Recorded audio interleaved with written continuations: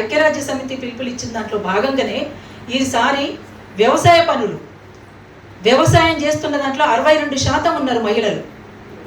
కానీ మహిళల పేరు మీద ఎక్కడైనా ఒక్క సెంటు భూమి ఎక్కడైనా ఉందా? ఉండదు. ఆఖరికి మనం వంటింట్లో ఉండేటువంటి గిన్నెల మీద కూడా ఆ ఇంటి ఆయన పేరే ఉంటుంది దాని మీద. అదేదో గౌరవంగా భావిస్తూ మనం కొట్టిస్తుంటాం, కానీ పనిచేసేది మనము. ఇంకేమన్నా అంటే ఒక మాట మాట్లాడతారు, ఒంటింటికి మహారాణివి కదా నువ్వు, ఇంటికే సామ్రాజ్యాన్ని నువ్వు అన్నాడు. ఈ సామ్రాజ్యమే నీది, ఇంకేం కావాలి అని మాట్లాడతారు. పొంగిపోతాం మనం చాలా. అబ్బా ఇంత మాట అన్నాడు ఆయన, ఎంత గొప్ప మాట అన్నాడు అంటే. నేనేమంటున్నా, మన హక్కులను మనం కాపాడుకోవడం కోసం జీవితకాలం అంతా పోరాటం చేయాల్సిందే. పోరాడకుండా మనకేవి కూడా అవి మనకు దక్కవు.